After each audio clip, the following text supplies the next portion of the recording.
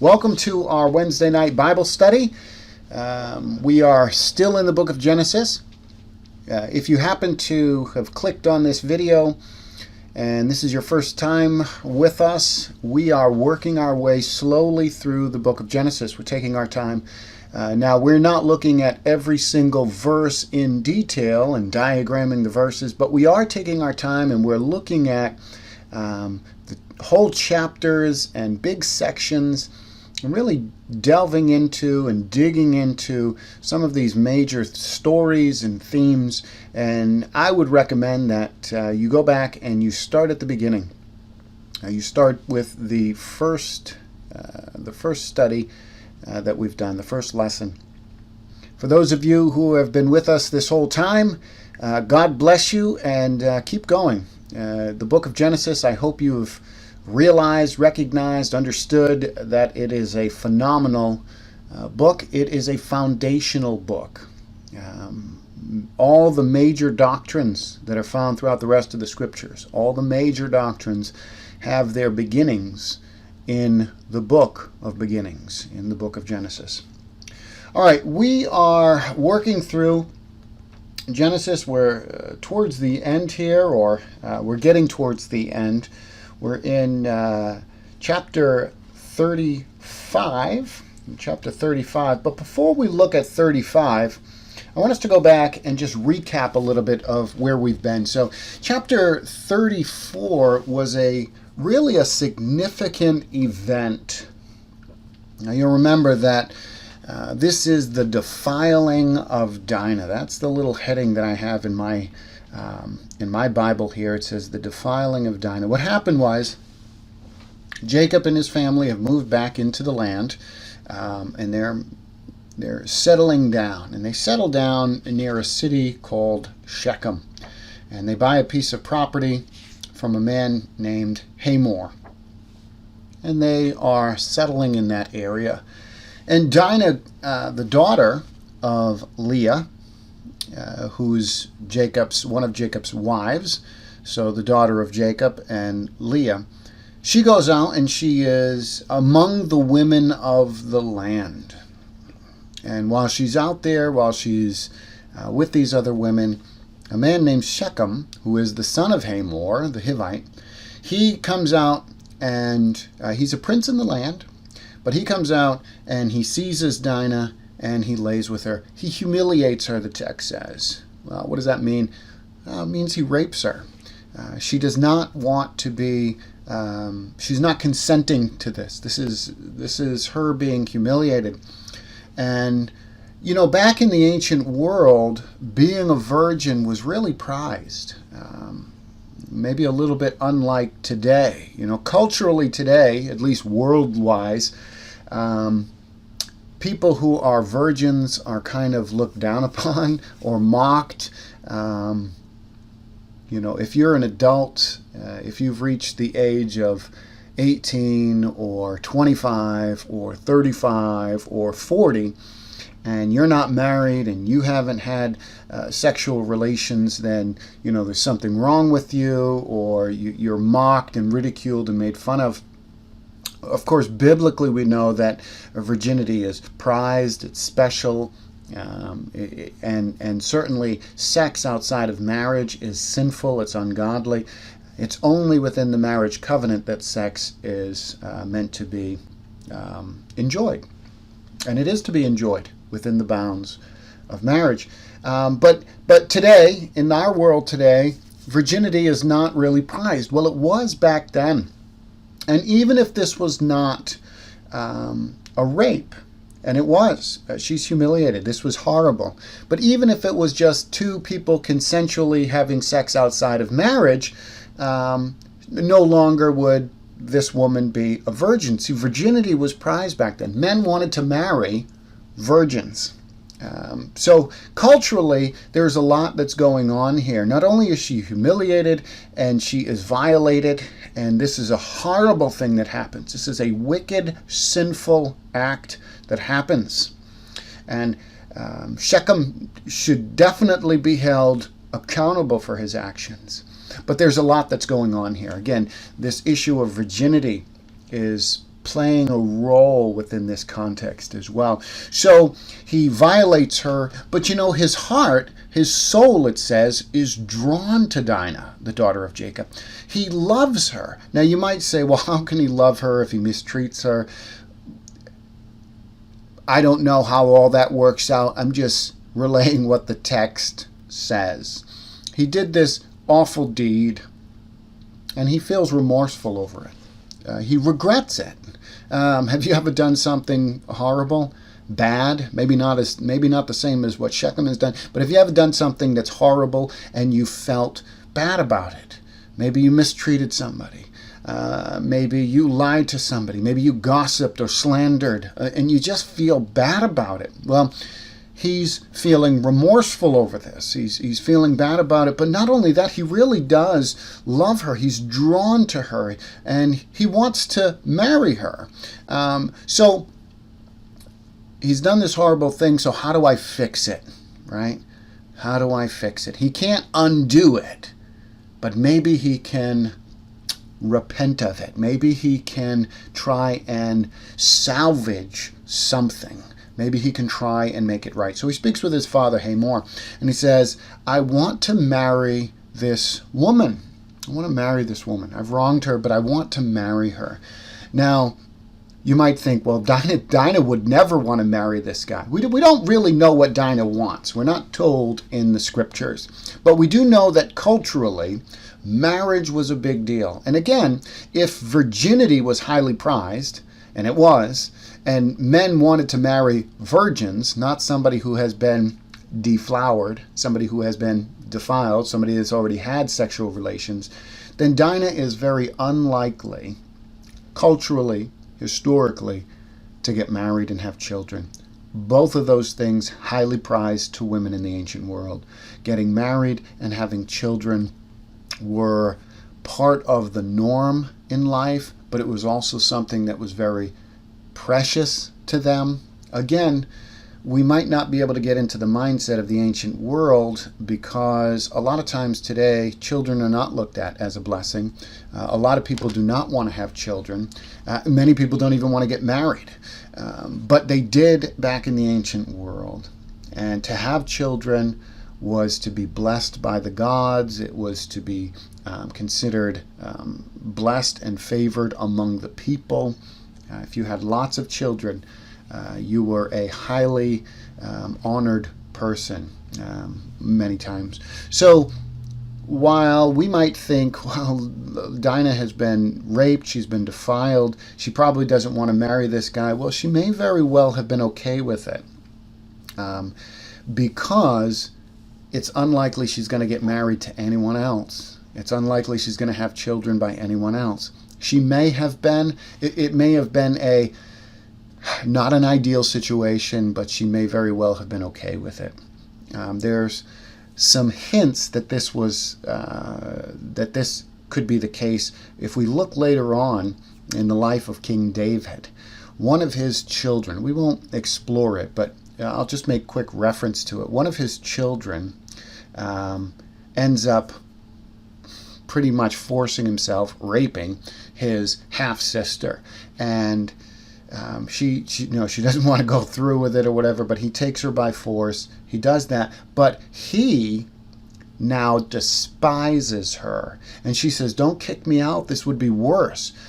She's wanting to. It appears she's wanting to try to marry, and again, culturally, historically, we might think that's horrible and whatnot, but we can see that in the ancient world, these kinds of things, when they did happen, often the women would have been okay with it.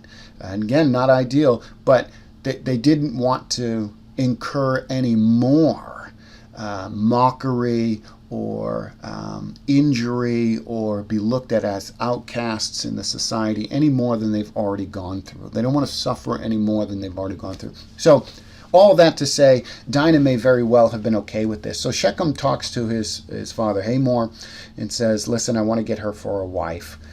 Jacob hears about this, hears about the defilement of Dinah. His sons aren't around, they're out in the fields and all of that. And Jacob says nothing the big thing that we need to note with Jacob, read through all of chapter 34. Jacob says nothing about any of this until the very end. The only thing Jacob seems to be concerned about is himself. In the very end, he's just worried about himself. He's not worried about the innocent people who are going to suffer. So they come up with a plan. Shechem and his father, they want to make it right. Of course, the brothers of Dinah are very angry. It's not unreasonable. This would be a reasonable, understandable emotion. But again, they're trying to fix it. Hamor and Shechem are trying to fix it. They say, listen, I love her. I want to marry her. I want to take care of her. I want to try to make it right. I know that I've done something wrong here. Let me repent of it. Let me try to fix it. So let's have our families intermarry, and I'll give you whatever bride price you want. You name the price, I will give it to you. Let your people and our people intermarry, and we'll all share the land, and we'll kind of go on, and everything will be great. The brothers answer deceptively, right? Deceitfully. They say, yeah, that sounds like a great idea, but you have to be circumcised. All of your men would need to be circumcised. So Hamor and Shechem, they go and talk to the men of the city. And at the end of the day, they all agree. Shocking in my mind, but they all agree. They're going to be circumcised, and they're going to unify. They're going to be one people. They're going to be one people, and they're going to fix this horrible situation that's happened. To the best of their ability, they're going to fix this. So they end up going through with the circumcision, and on the third day, when all the men are sore and they're recovering, well, two of the brothers, Simeon and Levi, they go into the city and they kill every male. They kill all the men. They take the women, the children, they take the goods, they plunder the city. They are inflicting vengeance upon innocent people. Here's something we need to see. I believe Dinah is twice abused in this, because I do think that Dinah would have been okay marrying Shechem. Again, not a good situation. Wouldn't have been the best. Wouldn't have been ideal. But she wants to have children. Again, culturally speaking, this would have been the norm, and this is probably the only way she's going to have that happen. So I really think she's twice abused here. She's unlikely to get married at all now. So not only is she violated by Shechem, well, now her brothers increase her suffering, we could say. But not only that, even if Dinah didn't want to marry him, right? Even if you don't think that that's correct, that I'm wrong on that point. Dinah was innocent. She was violated, all right? Shechem was in the wrong, but nobody else was in the wrong. And what we see is vengeance is poured out upon the innocent. The innocent. A lot of times that's what happens, isn't it? A lot of times the innocent suffer. Somebody does something wrong. Think about the world today. Somebody, an individual, does something horrific, wicked, sinful, should be tried, justice should be poured out. If at all possible, justice should be brought upon that person. But what a lot of times happens is people get so angry and they bring about vengeance on the innocent. So who suffers in the end? See this text? See our world today? The innocent are caught up. The innocent are the ones who suffer over and over again. And quite often the people who really have done the wrong either get away, or the innocent are swept up in being victimized along with the guilty parties. Think about that. Think about that. God says, vengeance is mine. I will repay. We ought to, as Christians, leave it up to God. Nobody gets away with anything, and justice will be poured out. But we don't want to get involved and end up hurting the innocent. So leave it to God. They don't leave it to God. They destroy that city, and they take captive the women and the children, and they plunder their wealth. And Jacob, in the end of 34, says to Simeon and Levi, "You have brought trouble on me by making me stink to the inhabitants of the land, the Canaanites and the Perizzites." He says, "My number are few, and if they gather themselves against me and attack me, I shall be destroyed, both I and my household." But they said, "Should he treat our sister like a prostitute?" That's where it ends. That's where it ends. Jacob has said nothing this whole time. He said nothing when Dinah was defiled. He said nothing to his boys to instruct them. He said nothing when they destroyed the city, except, "I might pay for what you have done." I think we can learn a lesson from Jacob's parenting skills. Absolutely. And of course, Jacob has taught his children well how to be deceitful and how to get over on people. Where do you think these boys learned how to deceive? Well, they learned it from their father. So we ought to be careful what we teach our children and the next generation. We want them to be better than us, not worse than us. In 35, we see that God here tells Jacob, "I want you to get up. I want you to go to Bethel. I want you to go there. I want you to worship me there. I want you to build an altar." This seems to be God trying to reset the situation, calling Jacob back to himself, to refocus, to repent, and to get right, to get things situated where they need to be. It's very interesting in this section that Jacob has to tell his household to get rid of all the gods, the false idols that they have. I don't understand why it took them so long, but they are sinning by keeping these idols. And so they get rid of all of that. We move on here, 16. So chapter 35, verse 16 says, "Then they journeyed from Bethel. When they were still some distance from Ephrath, Rachel went into labor, and she had hard labor." Right? So she's in difficult pain here. "And when her labor was at its hardest, the midwife said to her, 'Do not fear, you have another son.' And as her soul was departing, for she was dying," she's going to die in labor. It's a common event. "She called his name Ben-Oni, but his father called him Benjamin." So Rachel died, and she was buried on the way to Ephrath, that is, Bethlehem.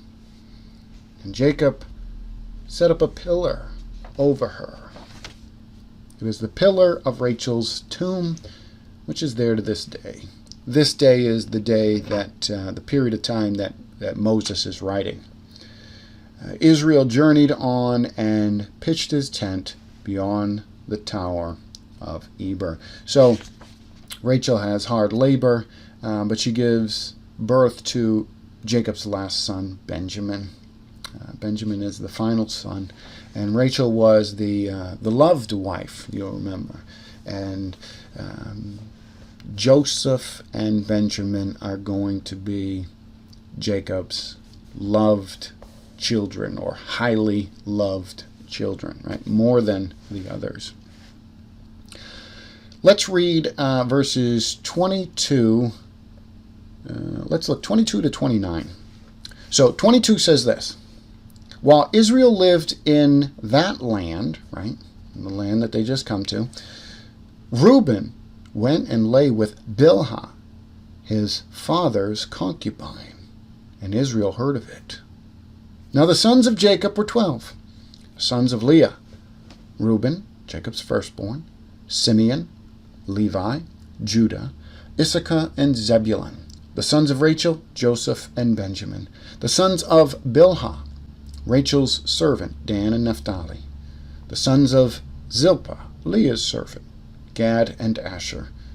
These were the sons of Jacob, who were born to him in Paddan Aram. And Jacob came to his father Isaac at Mamre, or Kiriath Arba, that is Hebron, where Abraham and Isaac had sojourned. Now the days of Isaac were 180 years. And Isaac breathed his last, and he died and was gathered to his people, old and full of days. And Esau and his sons Esau and Jacob buried him. Okay, so in this section here, what's happening in this section here? Well, in verse 22, we find out that Reuben ends up sleeping with his father's wife. It says concubine, but he was married to her. Now, the difference between a wife and a concubine is status. Rachel and Leah are free women who married freely. Bilhah and Zilpah are servants, they're slaves, and they were given as wives. They were not free. They were not free women. So they have a lesser status. But these are his wives, right? These are his wives. And his oldest son sleeps with one of his wives. So what happens to Reuben when Jacob finds out? Nothing. Nothing. It says nothing. Look at it. It's one verse. 22, one verse, and then it quickly moves on, right? The text moves on. Who was Reuben? Reuben was the firstborn.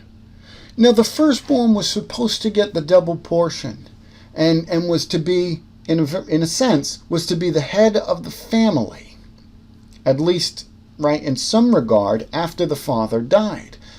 Reuben violates his father and possibly rapes Bilhah, right?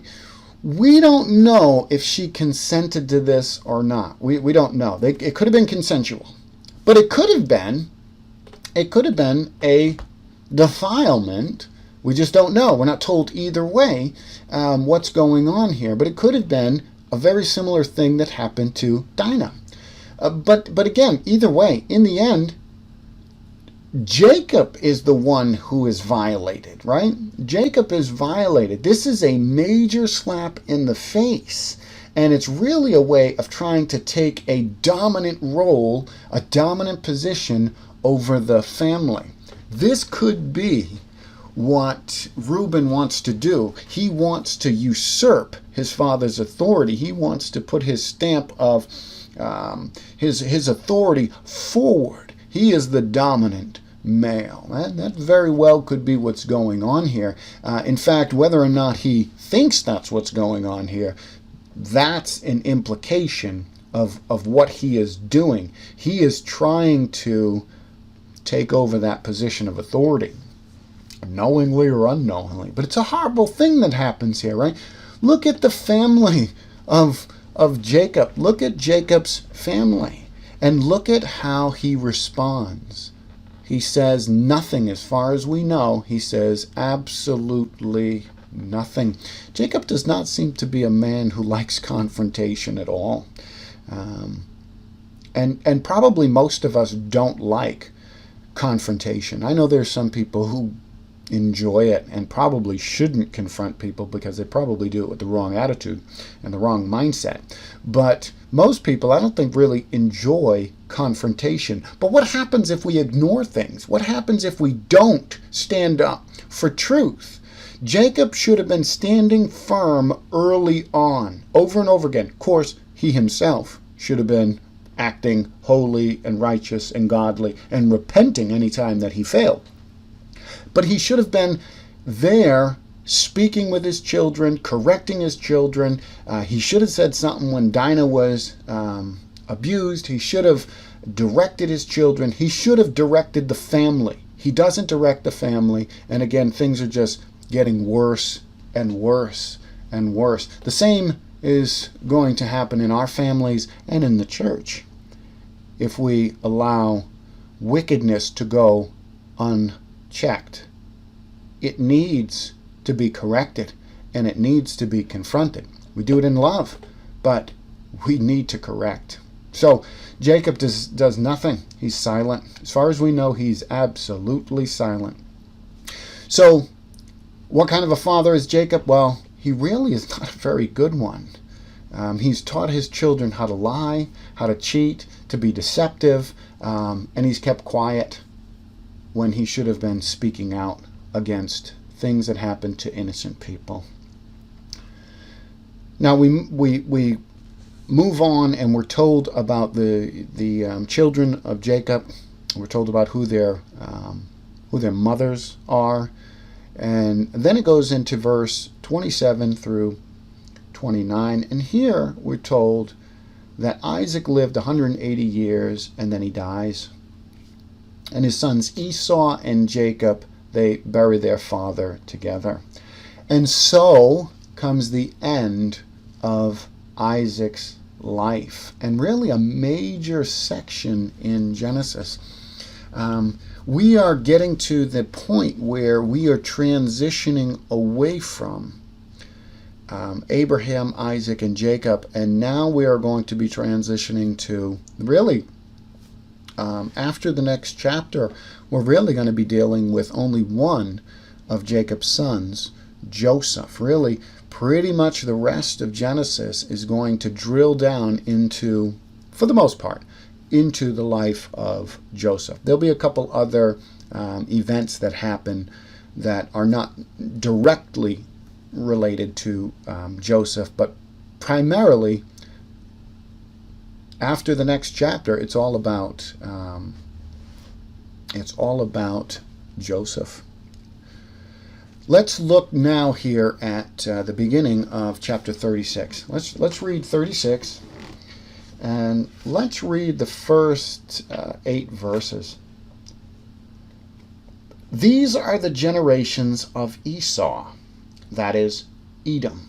Okay, now there's a couple important things here before we even move on. First, every time you see in Genesis, these are the generations of, you know we are about to transition. Every time you read that, some transition is happening. We're moving from one person to another person, or something is happening where it's transitioning. And so every time you read that, you should think there's a transition happening. We're moving to something else. Now notice that it says Esau, that is Edom.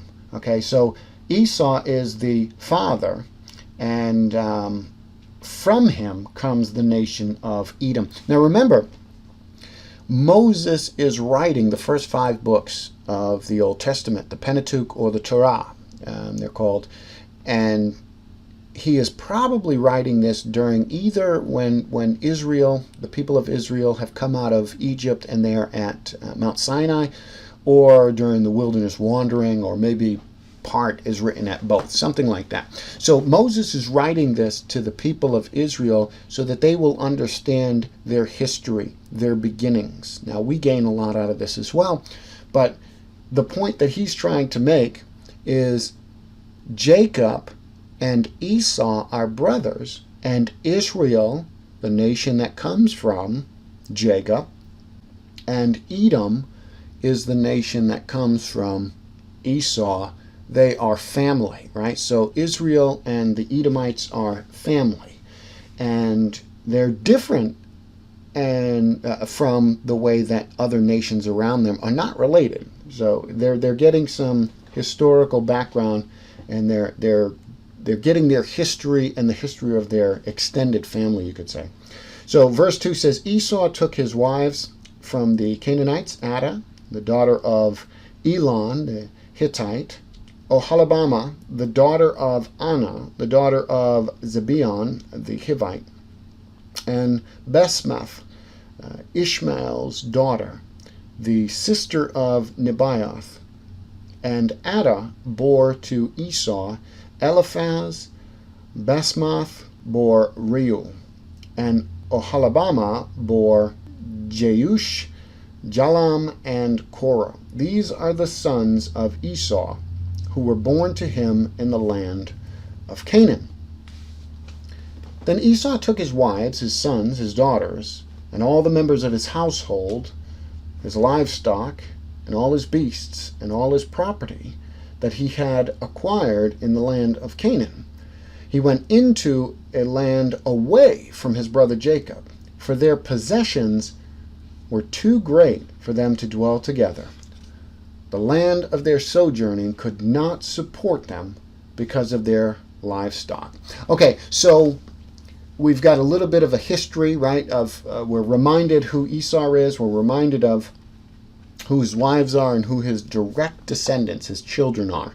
And then it says that Esau left, departed, and moved away. And the reason he moved away from Jacob, the reason they didn't inhabit the same area, is because the land could not hold them, could not support them. Both of these men are going to become great nations, and already they are becoming large groups, right? Large groups of people and sheep and herds and flocks and all that kind of stuff. They've got a lot of possessions, and so they can't live close together. This is very similar to what happened with Abraham and Lot, you'll remember.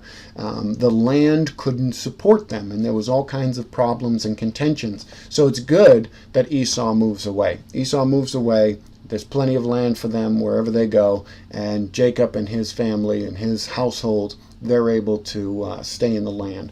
But notice both of the boys, right, are becoming rich, they're becoming wealthy, they're becoming great peoples, they're going to become great nations. That is, they're going to become numerous, very numerous. Now, the rest of this section, the rest of this chapter, we're not going to read, because for the most part, 99.9% of the rest of what we read in this chapter is really just a genealogy. So-and-so was the father of so-and-so, was the, who was a chief of this. I do want you to notice verse 9, though. Verse 9 says, "These are the generations of Esau, the father of the Edomites in the hill country of Seir." Now, you might ask, well, why is it saying these are the generations again, right? Isn't this a transitional phrase? It is. Now, it said it in verse 1. It says it in verse 9. Verse 1 through 8 is really talking only about Esau the man and his direct family, right? His direct lineage there. But when it starts in verse 9, there's a transition. We're moving away from Esau the man to the nation that comes from him. All the tribes, all the peoples, all the chiefs. This is this big genealogy. So that's why it says these are the generations of Esau, the father of the Edomites, because it's transitioning from talking about the man Esau really to where the nation of the Edomites come from. So again, we won't look at this chapter. There's some interesting things woven in between the genealogy, but overall it's really just telling us where the Edomites came from. These are the tribes, these are the chiefs, these are the main players, right? This is the nation of Edom, this is where they came from. It's their genealogy. I will leave that up to you. You can read it this week if you'd like. There's a lot of names that are going to be hard to pronounce.